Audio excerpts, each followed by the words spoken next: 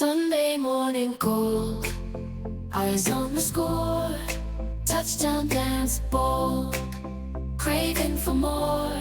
Friends are calling, trades are on fire.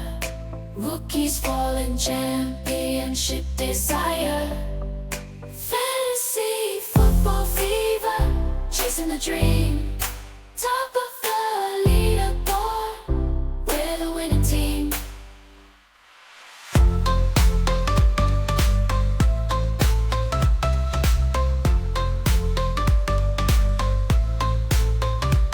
Welcome to the Fantasy Football Healers podcast, a show that is Dynasty Fantasy Football, now infused by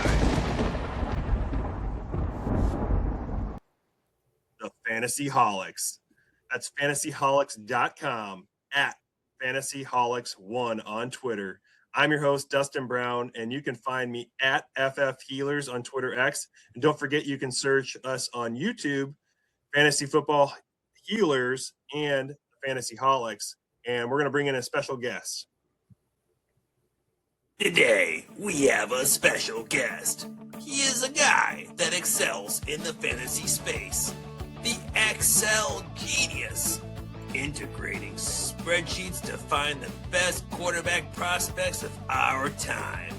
Microsoft? More like Micro Strong. Let's bring in Zach with Breaking the Quarterback Code. You can find him at Tier1QB on Twitter X. Also, find him at thefantasyholics.com, at fantasyholics1 on Twitter X. Welcome in, Zach. What's going on, Dustin? Thanks for having me, man. Hey, we love having you back on the show. We are excited to talk about the combine coming up with some of these rookie prospects. We know you've got the quarterback model. We want to hear everything you've got to say about these prospects to look forward to or to kind of push off to the side. Yeah, I'm ready for you, man. So how does the quarterback model look for this rookie class? I know, but it might be a quick show. I was so excited last year. I've been something I recently started doing was looking ahead at the future classes, and this year looked like it was going to be great. We had guys like Cade Klubnik, you had Drew Allard. Like, there was just all these prospects out there that, like, I was excited. I thought we were going to have two upcoming years that were going to be great, and it just didn't really work out the way that I thought. So a lot of guys just kind of dropped off, and I don't know what happened with them, but we had some new risers this year. You had Doza was a riser, and you had a few others as well here, but it's not as strong of a class as I thought it was going to be, and it's been kind of a slow off season for me because of it.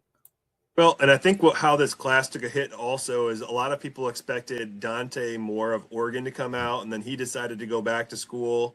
And then we've got Chambliss, who's with the Ole Miss. He's fighting to get that 6th year of eligibility. That's right, 6 years. And right now the court systems are saying that, yes, he can go back to school. However, the NCAA has an option to appeal that. And so I think it's still pending, but it's certainly leaning that Chambliss is going back to school. I know. What was he at a D3 school for like 4 years prior to this? It's not like he's Carson Beck and playing in the FBS. I don't know. I just heard was a couple weeks ago they were talking about him, and some reporter was asking him about school or class, and he says he hasn't gone to class in like 2 years. That's amazing that these guys can still compete, get paid as much as they're getting paid. And let's not forget with the NIL money that these guys are making. We saw Carson Beck decide to come back to school to go to Miami for $4 million instead of getting drafted in probably the 5th round last year. And now his eligibility is up. And you know, if you want to touch on Carson Beck, you may, but the man has made his money. No, $4 million. No, that's the way to do it. So he would have struggled if he came out last year. Going back to college was perfect for him. He made his money, and now he may be a backup somewhere, make a little bit more money, but he's set for right now. Yeah, I think they're there's such a QB need in the NFL right now. We got a lot of quarterbacks that are starting to age out. We've got some of these backup quarterbacks that really haven't made their ends meet, and so a guy like Carson Beck, or maybe even some of these other quarterbacks that we talk about, they'll have an opportunity to be a QB2 or maybe that emergency quarterback for a team. And so we saw the opportunity with the Jets this past year that the quarterbacks were not looking great. That's including Justin Fields. And they finally went back to like their emergency quarterback, the undrafted Brady Cook out of Missouri. And that just continued the spiral for the Jets, providing them with a better opportunity to get better draft picks for this year. Yeah. No, I think it's all about the backup quarterback now, because there's a lot of elite guys and they're all staying in college. They're coming out more prepared now, but there's only so many spots. But you have one of those guys go down, like you had Bo Nix go down in the playoffs. The words right out of my mouth. Oh my, that was just awful. What's his face? Garrett Stidham. Stidham, that's it. He wasn't ready for it. It's terrible. They could have. Broncos would have won. It would have been a much better Super Bowl too. You think it was an inside job? He was drafted by the Patriots. Bill I love my conspiracies, man. Bill Belichick's revenge for not voting him into the to the Hall of Fame. Yeah, I mean that's a whole nother episode, man. If we go into some of that, let's maybe start at the top here. Everybody knows him, Fernando Mendoza, Indiana, the Heisman Trophy winner and NCAA champion with the Hoosiers. How does your model look at Fernando Mendoza, who is probably going to be drafted 1 overall to the Raiders? Yeah, so I'm not going to deny it. He had a great season. As we were saying earlier, he wasn't on anybody's radar to do anything this year. You had your top guys, and they dropped off, and Mendoza was able to jump in there. My model likes him. He scored actually great in both passing and mobility. That's only because of his final season. The only thing he didn't get was the readiness score, and that's a huge part of my model. Is how ready is he going to be going into the NFL? And it's kind of a bad situation. If you're 1 overall, you're not going to sit. So the Raiders are gonna play him if he's drafted by the Raiders. So they'll feel obligated to set him. And he's going to the Raiders, so it's they need to get him some wide receivers. His only saving grace is he has the quick dump off passes to Genty, who looked great last year on the pass game. He surprised a lot of people, and then Bowers. So, but I think going with the first overall pick, he is going to get his opportunities. So that means that it's going to be multi-years. It's not just going to be the 1 year and done. The Raiders aren't going to give up on him. So the 5-year option with the first round. They also have Geno Smith still under contract, so he won't have to start right away. But when the Raiders start to look like the Raiders last year, I mean, you got to imagine the fans are going to be calling for Mendoza to start at least by a midpoint of the season. Yeah, and the thing is, they're not gonna sit him. Like, there's no way you can't have your first overall pick just sit there on the bench. I would love for that to happen, because my model's proven that first round picks, if they sit a year, have been very successful. It's like Jordan Love scored terrible in my model, sat a year, or 1 or 2 years. Turned out to be great, or I won't say great, but pretty good. Aaron Rodgers was another one, and I had a few more in Mahomes sat for most of the year. Well, Mahomes was already a tier 1 in my model, so sitting here it's like that elevated from elite to the top. Jalen Hurts sat for most of his first season. Yeah, Hurts was another one. I think he was a tier 3 in my model, but yeah, it's these quarterbacks, they have the talent. That's why they're drafted so high. It's just the understanding of the game and being able to succeed. Like, you got the defense with all the different schemes, and they're there to confuse the quarterback. And if that quarterback's not ready, they're done for. It doesn't matter how much talent you have. So, but with Mendoza, if he gets the right development and they actually work with him and develop what the NFL really doesn't do, then I think he could be a good quarterback, but worst case scenario is he has 3 years of he's the starter and he's the guy, and then he moves on, and then possibly he could be another Darnold in another 7 years and lead another team. I was telling Colton a couple episodes back that I feel like the Raiders aren't close to competing right now, and they would do the best that they could if they could trade back to a team like the Jets that need a quarterback and maybe accumulate a couple of picks. Like they could just trade back one spot. I think the Jets have the 102, and then they could also get the later first round pick that they have this year and maybe a second, or get the second of this year along with their 2027 first. That would be the way to go. And then that would also set them up to get a better quarterback in next year's class. No, it's all about next year. There's so many quarterbacks next year. And the thing is, like, they're all ahead of schedule, like compared to last year. So there are a few. And then you have Manning coming out too. So now he'll be ready next year. Definitely wouldn't have been ready this year. So I'm glad he stayed another year.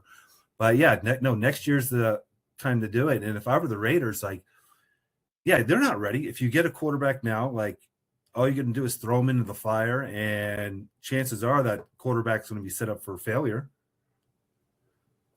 And yeah, it's just, I would trade back, get as many picks as you can, build your team, and and then set them up for next year. Zach, you talked about the readiness score in your model. Can you describe your readiness score a little bit more for us in the audience? Yeah, it takes touchdowns, sacks, interceptions, like over in a lot more stats into it as well. But it takes it over a quarterback's collegiate career, and it's a cumulative score. So like for each season, like for Mendoza, he had a 0.38 for his final season, but his overall readiness score was at a 0.42. It's kind of the same. It's kind of the same score here, except you're taking an average of the entire collegiate career. And I think that's a really important score that the NFL is really looking for right now. I mean, we're seeing a lot of these quarterbacks like Bo Nix that has a lot of time under his belt, and even Gabriel, he also had a lot of time behind him as well. And the more experience that these quarterbacks have it coming into the NFL, the more opportunities that they're going to have, and the more like they can get kind of thrust right into the offense right now, versus we've seen a lot of failures of some of these quarterbacks that had 1 year of production under their belt. Anthony Richardson, that has really gone negatively. And even Trey Lance is another example where he had 1 year of production and he honestly didn't really even get the opportunity. No, Lance is one, man. I was so excited for him way back. So we live in North Dakota, so my family is huge NDSU fans, and having Lance in the draft, oh man, we were all excited for it. He went, 102 to the 49ers. And then you had the rain game that they were playing in like 5 inches of water. It was a monsoon, him and Fields. I don't know why you're sneaking them up the middle. You need to get someone with that speed outside and do the running, not up the middle. That was a rough game to watch. Him and Fields, week 1. Monsoon. Fields. It was against Fields and the Bears. It was a tough one to watch. Man. Absolutely. And then, talking about North Dakota, you got Cole Payton, who's coming out this year. He's a left-handed dual threat quarterback. I've heard some say the problem is he's got Tim Tebow's arm talent, but he's a rugged runner. What do you think about Cole Payton coming from North Dakota? So I watched him, and I remember watching him last year with backing up Cam Miller, and he would come in for certain plays, and he would actually be running the ball most of the time. So, but you're right. The Tim Tebow arm. So he scored a terrible passing score, which it kind of shows on the film there. But he had an elite rushing score. So he is a tier 7, and that is mainly going to be because of draft capital. I have him as a 6th-round pick right now. I think he'll be a late day 3. If he is on a team, he'll probably end up on a practice squad somewhere.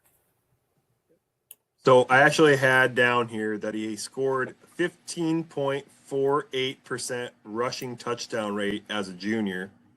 And that would be highest of all time if he were converted to a running back. All right. So I feel like there's some upside there in his rushing and his dual threat. And again, this is a guy that you probably can get in your rookie drafts, late 3rd round, 4th round, maybe undrafted in your rookie drafts in your super flex leagues. That's Cole Payton of North Dakota State. And if that didn't entice you enough, he has the highest single season big time throw rate from a clean pocket at 11.8%. And when blitzed, it was 13.3%. In over the past 10 years. And then these numbers, if we compare it to another North Dakota State quarterback that was drafted 2nd overall, Carson Wentz. Carson Wentz only had a 7.1% big time throw rate in a clean pocket and 2.6% big time throw rate against being blitzed. So yeah, that's substantially better. Yeah, Carson Wentz, no, he definitely needed a clean pocket. That's the only way he was succeeding. But I mean, so many times he was deep. This Cole Payton, he's doubling and even tripling some of those numbers. And Carson Wentz, he got drafted top 2 in the NFL. Yeah, Cole Payton, he's going to be a bargain bin. He might be, but it's what the NFL thinks of him. If he's going to be drafted late, he's probably not going to get the best shot on a team, and if he is drafted, he'll be probably a third stringer, or at least competing for 3rd string in practice squad. I also heard a podcast that basically said Peyton had a PFF grade of 95.8, which was tied with Mac Jones when he got drafted. Uh-oh. That's a high score. That is a high score. Another 1st-round quarterback. So, like I said, it depends on what the NFL is going to think of him. If he's a if he's a 1st-round pick, and he'll probably jump up to a tier 5 just because of how bad that passing score is. When looking at my model, like these quarterbacks that are elite with their running, you had Jamar Jackson, Kyler Murray. Yeah, help me out here. You know, all the elite guys here, like they had a passing score. There was a minimum on what they had to hit to succeed. Guys that didn't hit, you had Malik Willis was one of them. I already knew he was going to be bus coming in when he was drafted. Out of Liberty, small school. It was a small school. That's another thing. These guys, they are going to smaller schools, so the competition isn't the top end competition as some of your bigger colleges. So that does play into as well. But the easiest way to know how well they're going to be is to let the NFL do their job, and that's what the draft capital is all about. So I let them do all the evaluations and everything, and I just plug in their draft capital in my model with what my model says that they'll be able to do if drafted certain places. Yeah, and I think my understanding is North Dakota State is actually moving up in college also. Aren't they in the FBS now? No, they're still FCS. Yes. I thought they were moving up this year. If that is, and nobody's been talking about it around here, so I could ask my father-in-law.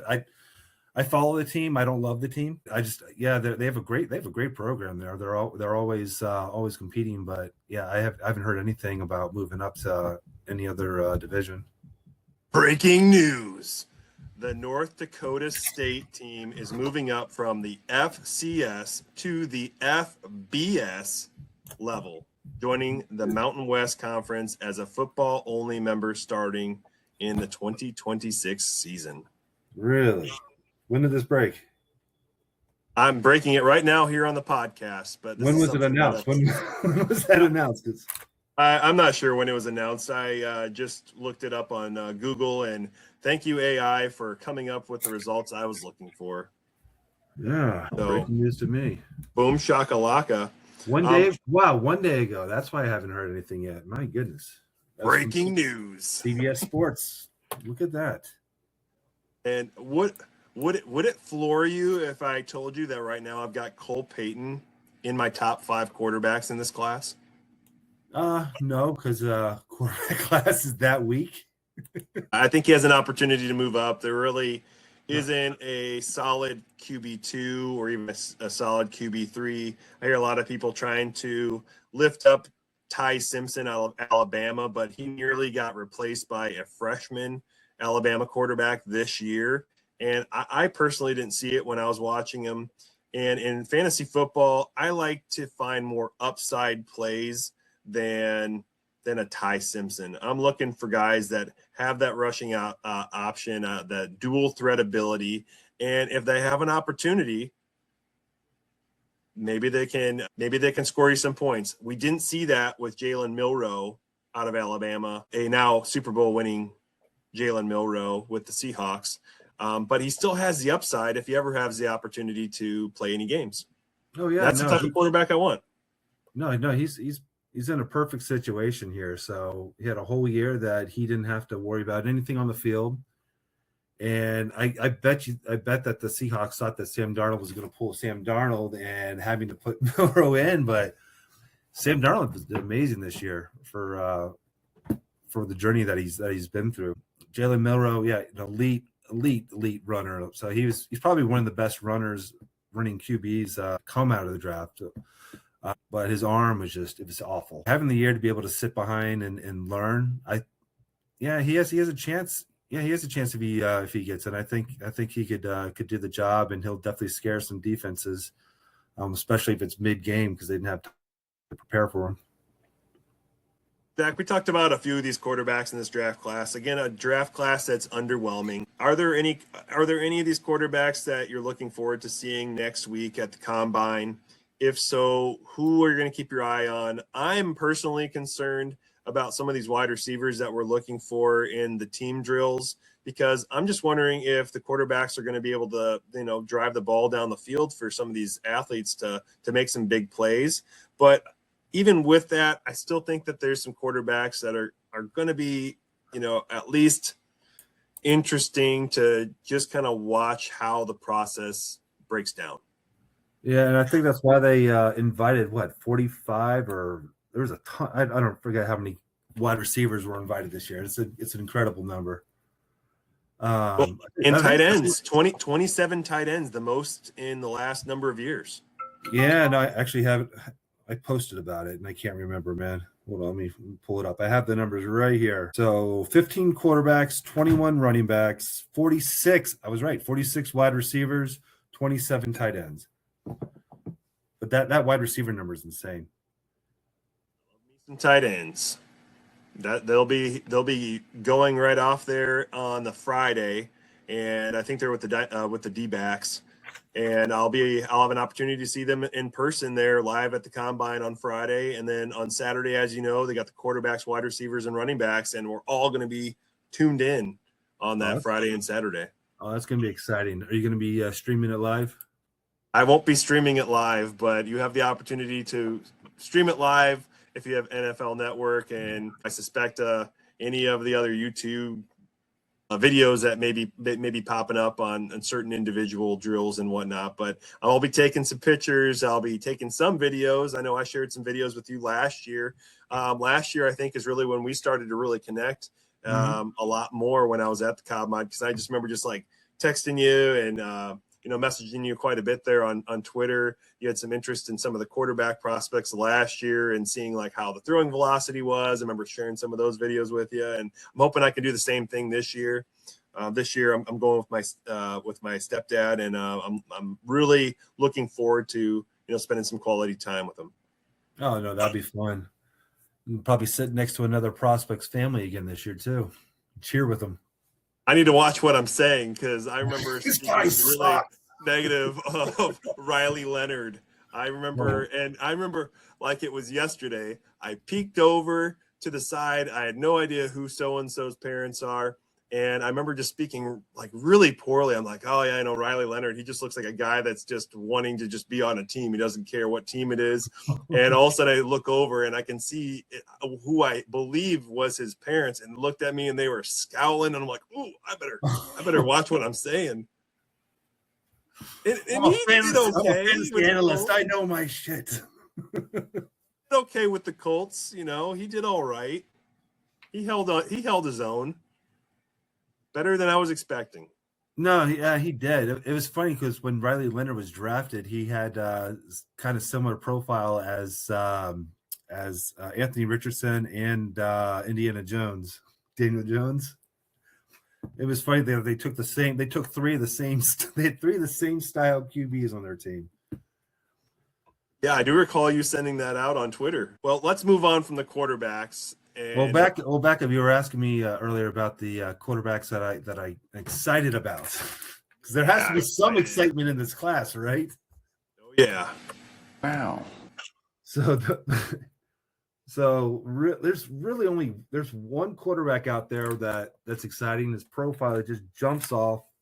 He has a very high ceiling, or actually, he has a high ceiling, or I guess it would be a high floor, and depending on what the NFL thinks about a high ceiling. But the issue is he's 5'9", and he's had some bad coverage over the last few months. But Diego Pavia, I don't know if you've looked at him yet. Heisman Trophy runner-up. He is. God, did you see the picture of him standing next to Mendoza, looking like a toddler? No, but aren't we already seeing this as a problem in the NFL with our Kyler Murray situation there with Cardinals?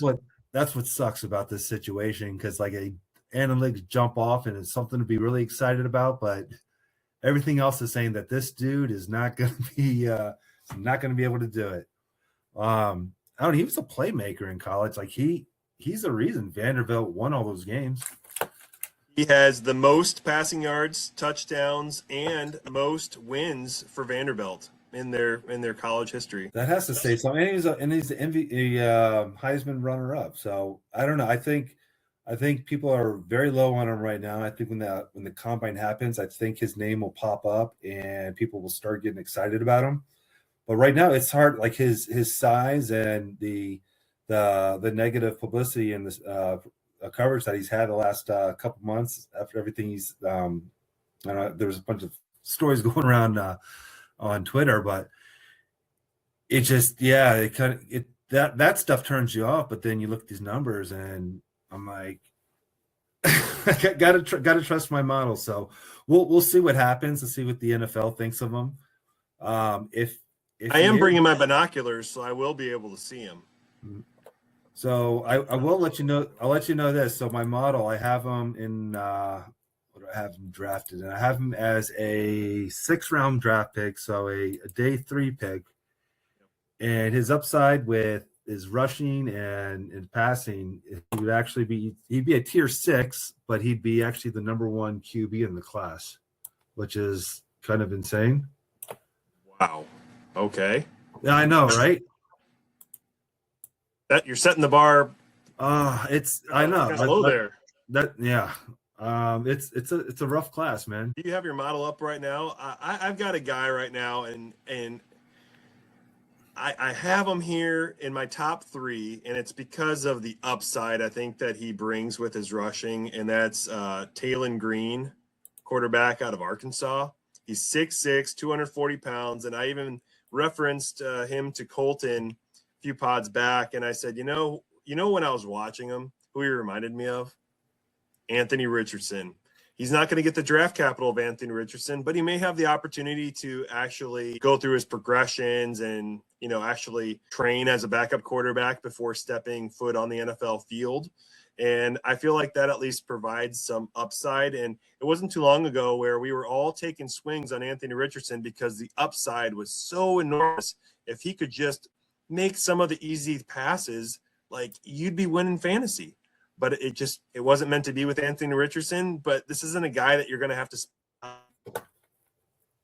capital on. He's going to be a guy that you can probably, get in the 4th round. undrafted. I'm going to, I might shoot for him in the 4th round. Why not? He's got the upside. He's probably not going to do anything for my roster, but it's there. It has some excitement, and I'll take a shot on a bargain bin Anthony Richardson. Yeah, no, he's actually one of 3 elite rushers, elite rushing QBs in this class for my model. So yeah, no, the rushing's there, but he scored poor in passing, and he's actually a step up from Cole Payton's passing, but it's kind of right in the same category. We're not. It's just fractions of a point difference between the two. Draft capitals, it's the only thing. It's what the NFL thinks of him. If he's drafted 3rd day, he might make a practice squad. He might make the 3rd string, but he's not going to get his opportunities.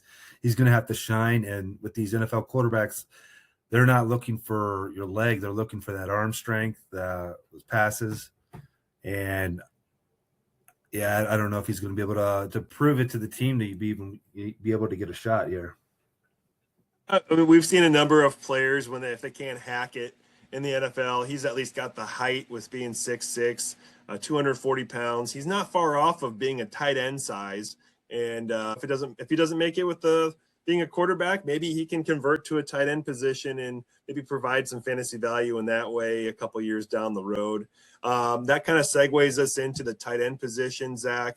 I understand that you've started to come up with a model here over the last couple of years with the tight ends. I know you're really excited about a couple of these tight ends. And before we get into the tight end names, like what kind of stats, what kind of statistics, what kind of build, what kind of tight end are you looking for when you're playing fantasy football?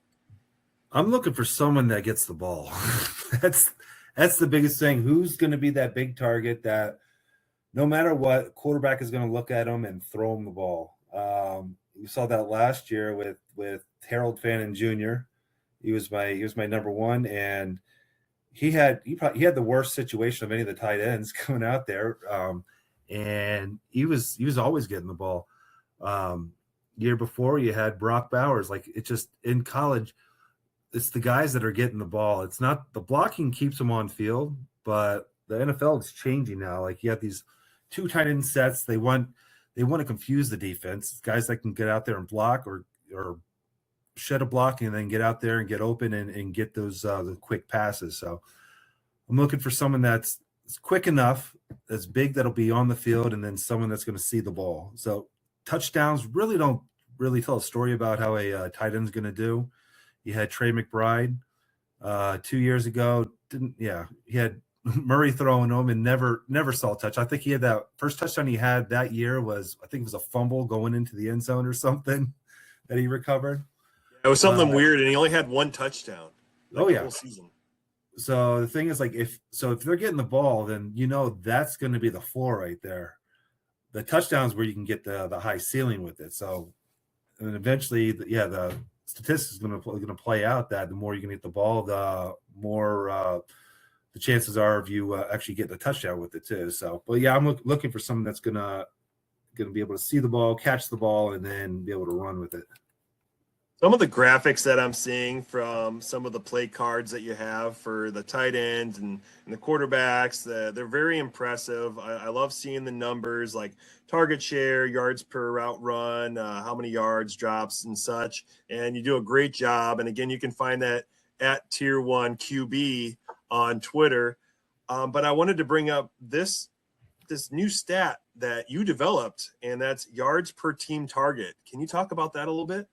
Yeah. So I didn't develop that. There's a couple analysts on Twitter that use this, but it goes into to my formula. But yeah, yards per team target. And I think actually a lot of there's some that use this into a breakout score as well for wide receivers. But this worked really good with my tight ends. I use this along with some other formulas that I use for my quarterbacks to actually tie into to the tight ends to come up with an upside score. But yeah, it takes the yards of the player, and you're, I guess, dividing it by the attempts for the team.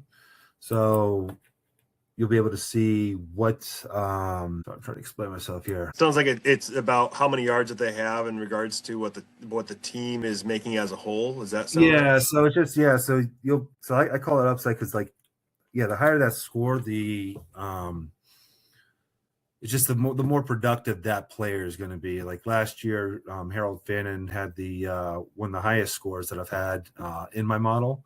Other high scores on there, you had Trey McBride, Brock Bowers was another high one. What is it saying about Kenyon Sadiq? I mean, any podcast you listen to, they're really trying to ramp this kid up to the tight end 1 position. And I got to say, I don't have him as my tight end 1. And in fact, I don't even have him in my top 3 tight ends at this time. And things change. We'll see how it all looks, but he's probably, I keep hearing he's an athletic freak. I look forward to seeing that next week at the combine, but you also got to know, not to double check your stats and add it in twice, because we already know he's athletic. I just am curious to see how does your model look at a guy like Kenyon Sadiq that people are, I've heard him even potentially getting drafted in the NFL in round 1, which I think is a challenge for a lot of tight ends to be drafted there. I don't know. What do you think? Yeah, so I don't have him in my top either. He had a very mediocre upside score, which brought him down. So I have him as a tier 5 right now. And funny enough, the other tight end that he scores similar to is your boy, the Winter Soldier, so Terrence Ferguson. So both went to Oregon. Both had very similar numbers when it came to my model. Both a tier 5.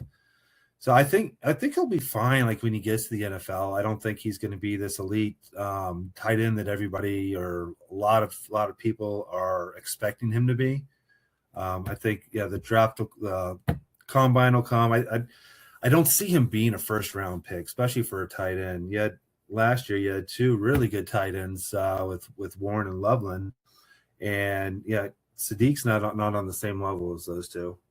He wasn't on the same level as Terrence Ferguson, who got drafted in the 2nd round, who was traded up for, let's not forget, by the Rams to get the Winter Soldier, Terrence Ferguson. And he was sitting in the back seat there at Oregon. So I'm sorry. I really don't think that Kenyon Sadiq is that guy. He's not him, as they say.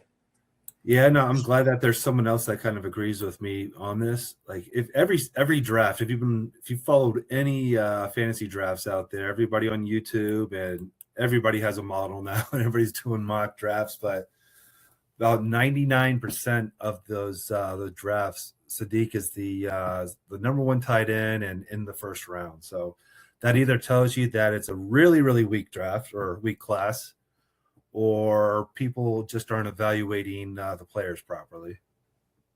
Or this could be also, it could be other teams just giving more fluff to the rest of the league to say, hey, yeah, we think Sadiq is the number 1 tight end also, because there's other guys that we're going to talk about that we think are maybe have a better chance of fitting into some of these systems, unlike a Kenyon Sadiq who doesn't do much blocking. He's only a guy that's 235 pounds. I really think that that's going to be a problem because he's going to be more of a move tight end. And we've seen it with Buffalo. What happens? You got a move tight end. Well, he's not on the field all the time, and so he's not going to be getting the ball all the time. He's not going to just do the chip block and then go out for a pass like a Kelsey, like a Gronkowski.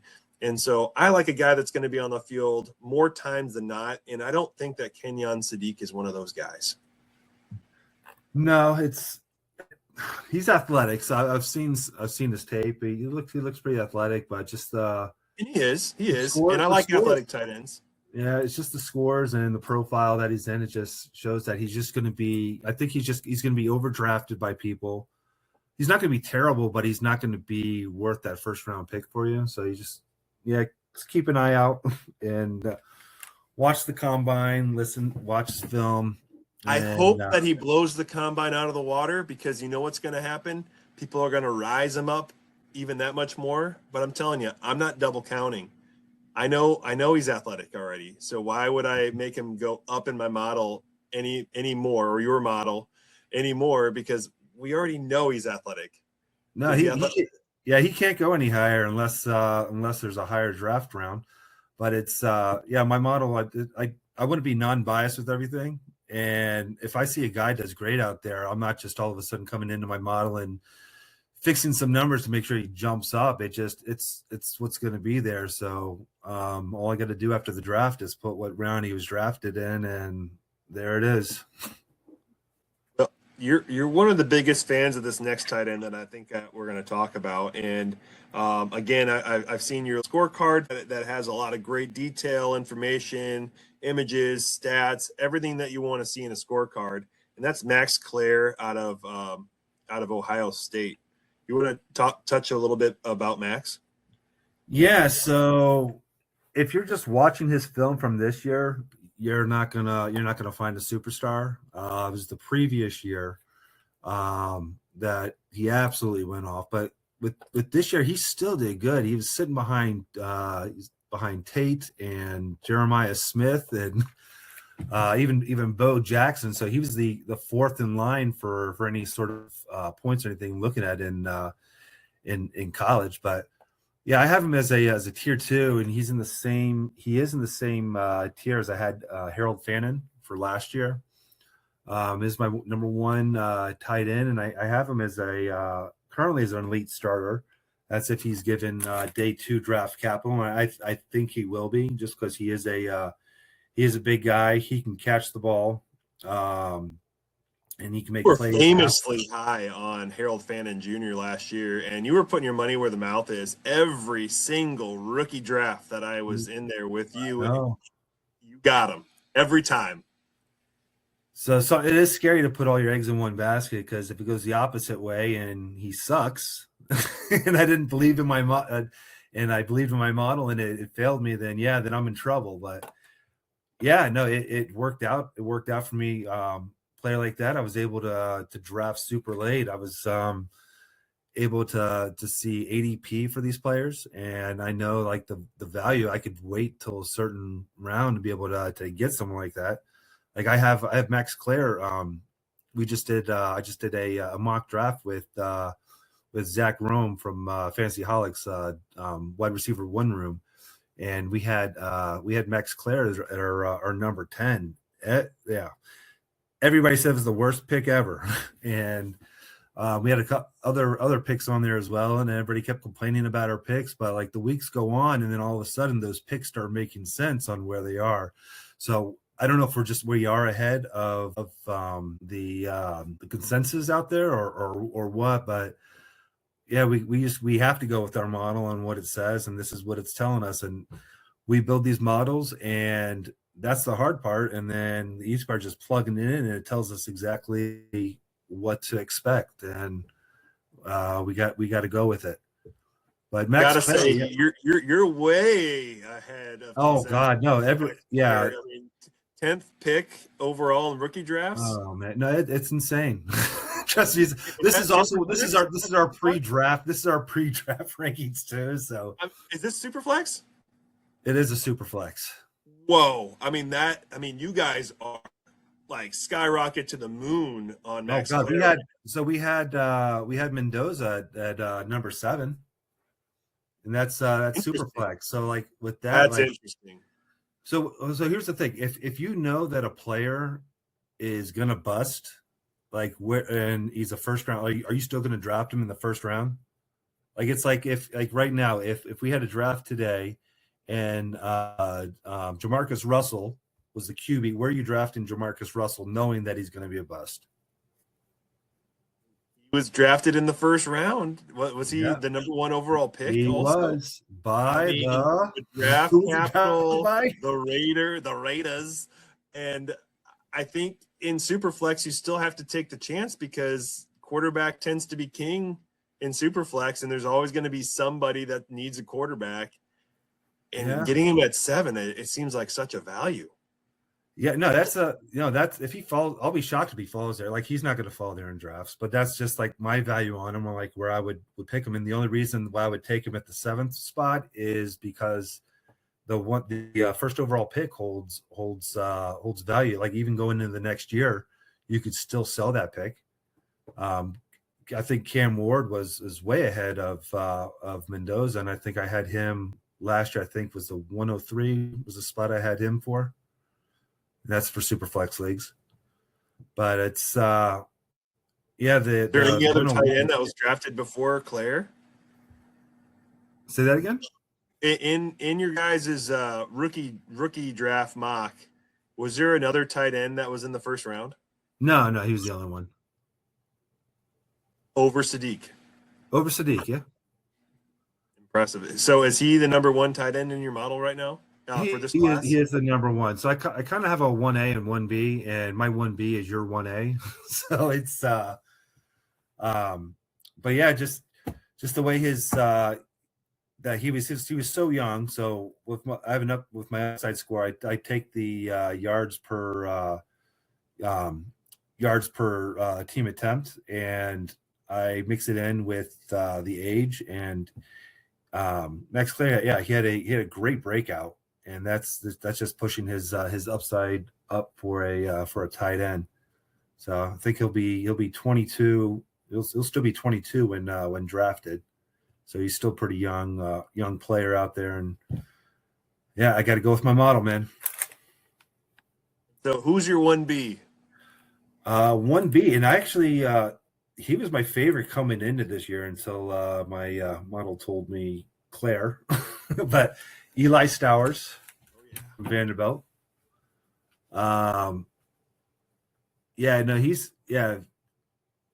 He could be drafted in, I think, day 3, and he'd still be a high pick in my model here.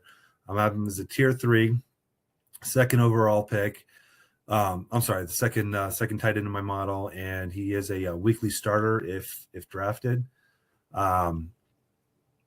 With the upside score, it's a great he had a great upside score, but it is similar to someone else who was drafted. That's Kyle Pitt, who has struggled until this past season. Eli Stowers, he was a target hog out there and was always getting the ball. We were talking about a guy in Talon Green, a quarterback that's 6'6", 240 pounds. And Eli Stowers, he started his collegiate journey as a 4-star dual threat quarterback out of high school, committing to Texas A&M. And then he made the switch, became a tight end. And, he was very productive. He was still raw last year. I had raw tight end. I was hoping for him to come out, but it made so much sense that he went back to school. I was going to have him pretty high in my grading last year. He goes back. He ends up having the number 1 score in the class in yards per route run at 2.56, which is awesome. And his yak was 336 yards. So he played very well. And I think if he can show that he can block, especially better than Sadiq, I think this is a guy that easily gets drafted in the second or third round of the NFL draft. Yeah, I've heard talks with his blocking is not as strong, but it's a new day and age with the NFL, and they're looking for playmakers and guys that can be out there all the time. And now the way he commands the ball, and especially for tight end, I see success out there for him. This puts the little cherry on top also. He did win the Mackey Award, which is given to the best tight end in the class. Mm-hmm. Yeah, that he did. Are there any other tight ends that you have in your model that's kind of on the upper end, or any maybe sleeper tight ends that you have remaining? So yeah, I have a few here. And I really got to see what the NFL thinks of this next one is Rohan Jones. Terrific production. He scored amongst the top in my model for production. And the issue with him that I really need to look at him for is his upside. So he wasn't one that had the targets as much in college, but when he got the ball, he was able to produce with it. Rohan Jones is out of Arkansas. He's 6'3", 242 pounds. Mm-hmm. So I don't know what to think too much of him yet. I got to see him in the combine. So he may rise or may fall in my model. So we will see. I do like the combine in the sense of looking for tight ends because again, we're looking for athletic tight ends, and so whoever has the opportunity, who can bust one loose. We all love seeing the tight ends just go streak down the field. How's their route running? How's their blocking? We're all going to see that right there on prime time. Oh yeah. No, I love watching the combine now, especially since now I know what to look for. So my model tells me what this guy's going to do, and I can get out there, and then I get more excited that my model was correct than I am about the player doing well. So I just want to keep improving this every year. So I always like to have that one up for my league mates. So that's part of the reason why I started making these things. Yeah, that's kind of the same way that I like the no guts, no glory, that we get to draft these players before the NFL draft, because it gives you something to look forward to outside of just looking for your own team. But you're like, hey, planted a flag on this guy. Did he get to draft capital? Oh yeah, he did. Did he get the landing spot that you wanted? Yes, maybe so, maybe not. And it's exciting just all around. You can watch round 1 through round 7, and you're glued to the television. Oh yeah, no, having these models definitely an advantage for that league. I didn't actually have my tight end model or anything really 100% built out before then. I had something, but wasn't paying too much attention to it, and I was looking more at my QBs. But I think it was right after our draft, like I finally had it, and I was like, I knew, like everything came together, and it had Harold Fannin up there, and we actually traded for Fannin. I forgot what did we trade. I think we got Josh Downs and Fannin for I think it was a 27 first. So now I'm looking at the 27 first. I'm like, well, that kind of sucks because we're in rebuild, but it's a 2 tight end league and we needed one, and I think we have our future tight end there. One more tight end I wanted to bring up, and it's a guy that I have between Stowers and Claire. I have Claire at my number 3 tight end right now. And again, I'd like to see how the blocking is for some of these tight ends and then the athleticism. But my number 2 right now is actually a guy out of Houston, Tanner Kozel. He's 6'7", 240 pounds. He had the number 2 in the class for yards per route run, and he was very productive. He had a college dominator rating, 27.1%. That's 84th percentile amongst all tight ends per playerprofiler.com. And I think it's a guy that you can get excited for. And he did get a chance to play in the Senior Bowl, and he has about 10-inch hands. I like wide receivers. I like tight ends that have nice big mitts to grasp onto the ball. And I'm just curious to see, like, how does Tanner Kozel out of Houston stack up with your tight end model? Yeah, no, he's not too bad. I have him as a tier 5 or 6, I think. I think it's just draft capital that's weighing him down. What I love about this dude is he had 2 years with fantasy points over 10 points per game. So, and his max fantasy points, he actually has the most in the class here with 18.88 PPR points per game. So he does have great upside. I had him as a great production. So that just tells me that he probably had a lot of touchdowns, and that's the reason why his points got so high. But he did have low upside scoring here, so that does worry me.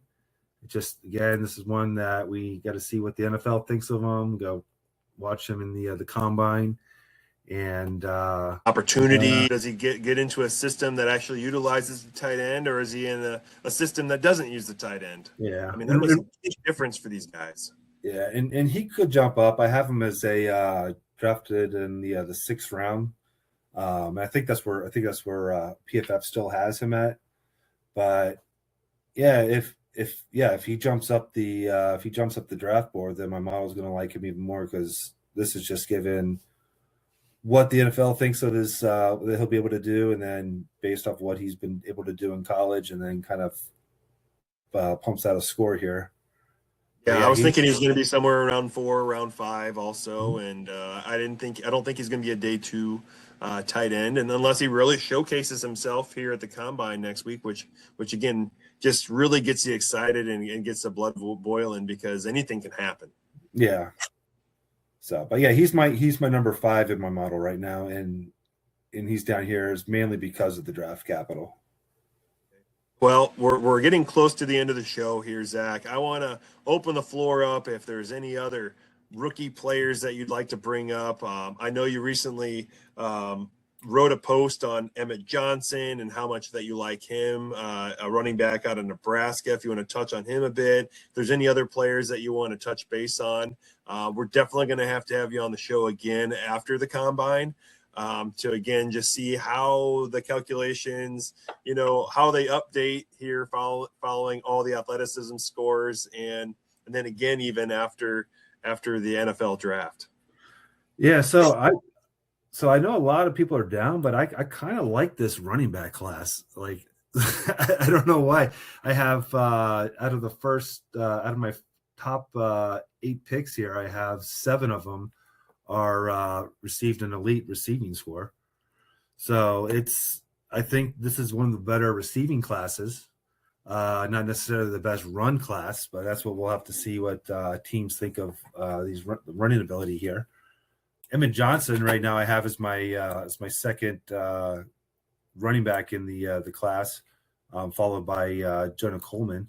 And I love his receiving profile. His run profile, just like a lot of the others, it's just all right. But he scored elite with his receiving ability, and also for fantasy points as well. You need that for your fantasy teams. He was actually this season he was only 0.1 point behind Jeremiah Love, who's a first round pick for this year, mainly because he's I think 21 right now, and he's going to be one of the younger running backs going into. He is the youngest one going into the draft as well. But yeah, he had over 1,800 yards of total offense this year, 15 touchdowns. I also had him as my RB2, but I have Coleman currently at my RB4.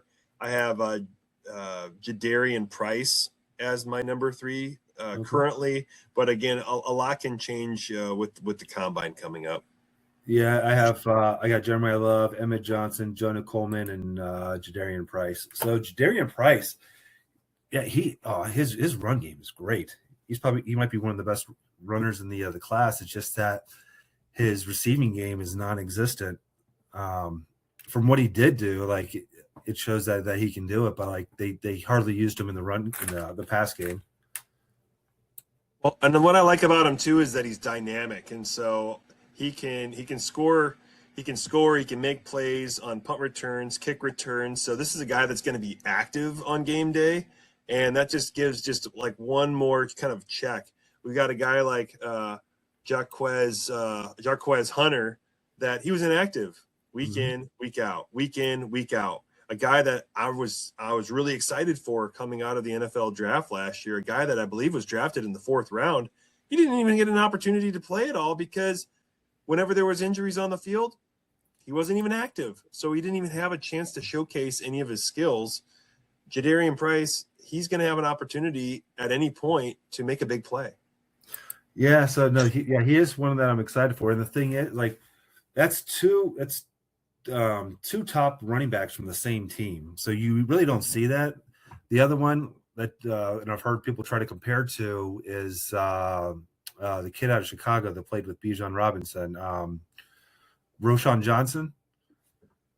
So I liked him too. I like Roschon. Roschon scored low in my model here. So like these two are nothing alike. Jadarian Price, when he gets the ball, he takes off with it. So he had elite yak and elite BPA scores in my model. So his run game is awesome. It's one of my favorites for the runners. Can't you explain like the limited receptions? I mean, he was in the same backfield as Jeremiah Love.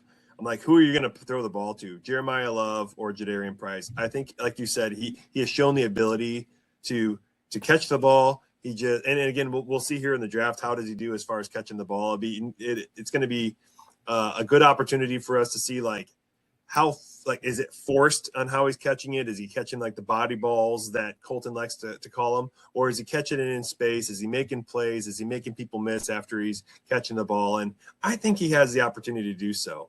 And I think the price is right. Yeah. So it's funny. So he scored low with this pass game, but he has the upside. If you take his for the final season fantasy points per reception, he was at a 4.45, and that's the highest of the class. And the next on here, let me sort this, was your boy Eli Heidenreich at 3.55, and then it drops down to 2.89 with Desmond Reed. So can you say that one more time with Eli Heidenreich? I do love hearing that. What, Eli Heidenreich? However you say his name, 3.55 fantasy points per reception from the Navy. From the Navy. I know. Well, and as you know, and as the rest of the Fantasy Holic listeners, I did write an article about Eli Hendrick and also Dean Connors as the next Ja'Cory Krosky merit of the class, both attending the Shrine Bowl. But the difference is, of the three running backs, Eli is going to be present at the combine, and I'm so excited. I'm so excited. I heard talks that he's supposed to enlist after this, but I don't know. That was rumors. I heard one person say it. I hope it's not true because his profile is absolutely amazing. I do comps with these as well, and he scored for both receiving and passing. And I've actually, of all my models, I've never seen the same player score both the same, but like he scored to Jahmyr Gibbs in both Jahmyr Gibbs' pass game or his receiving game and his rushing game, which is kind of crazy. Oh baby. Oh, let's just hope the draft capital is good to him. But I love it. I hope this guy blows up the NFL, and I'm just very excited for this young man. And you don't ever hear too much about running backs or players even coming out of the Navy or Army to make such a big jump into the NFL. And I hope that he has the opportunity to really showcase his skills at the combine, showcase what he can do in the NFL draft, get drafted highly, and really make an impact in the NFL. Yeah, I know you were talking about this kid, and you're like, oh, this is going to be the next one. I was like, man, you better get this article out now. It's like everybody jumping in on him, and then it was everybody. I haven't heard anybody. We had issues with our website, and we couldn't get it out for you. I have not heard one person talk about it. I listen to a lot of podcasts. I guess it's because I've been searching him and everything, so he pops up in my feed. But there's others that are now talking about him, and I see him more and more pop up. But I don't think that I don't know. I don't hear much about him at all. And really what got him on my radar was the Shrine Bowl, and there's not many people that watch it. And I'm sitting there with a pad of paper. I'm old school. Yeah, I have my phone. I can make my notes on my phone too. But you know what? I like that pad of paper. I can write down what I'm seeing and really, put pen to paper. Yeah, no, he's going to be exciting. He's just one out there that I think that he's going to be. I think he might be that fantasy darling. Someone's going to fall in love with him, like a big analyst, and then all of a sudden, everybody's going to be talking about him. They might be talking about him because of you and me right now. It could be. I don't know if there's anyone more electric than this guy. And, do you have any other prospect that you could speak as highly as you have here with Eli Hendrick that we can close out the show with? Because I think it's going to be a tough one. I think it's going to be tough. So one other that I really like, I have him in the same tier right now. There's a lot that could change after the draft, but Jamari Taylor out of Virginia. So he's one that popped off on my model just because of his receiving game, and my model favors receiving running backs over just the rushing ones. You have to have some sort of receiving profile. But yeah, he had scored elite for his upside, elite receiving. He's breakout ready. It just he had everything that I look for in a running back. He's just one that didn't have the elite BPA and elite yak. So I could see him as that 1B on a team, because I don't think a team is going to want to give him the ball 3 downs, or he's not that type of back, but he is one that can get out there and change the speed of the game, catch him out of the backfield and get you those points. But yeah, he'll be one, like with where my model's saying that his value, that you can probably get like probably 4th round picks. I haven't heard anybody really talking about him much yet, but that could be Rookie drafts? Great. What's that? Rookie drafts, 4th round. Yeah. Until everybody starts talking about him, but like, yeah, if he's there in the 3rd, I'm taking him. Maury Taylor out of Virginia, 5'9", 225 pounds. He's got the size that you're looking for, but even with that big size of 225 pounds, he can catch the ball like your model shows. He had 43 catches of 253 yards this year. He ran for over 1,000 yards, 14 touchdowns. He's got that strong kind of bowling ball build that you like to see, but he's shifty and he can catch the ball. And I think, like you said, I have him written down as a sleeper running back.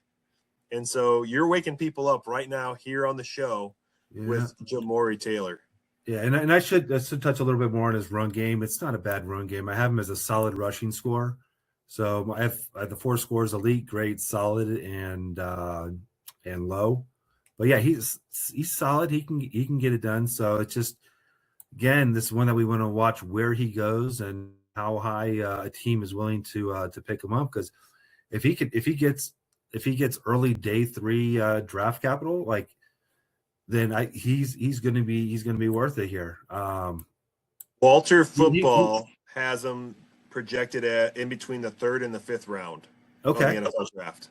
So he's right there at the end of day 2, which I think he's probably more a round 4 guy, based on, again, the hype isn't quite there yet. Now, does that hype change after the combine? It certainly could.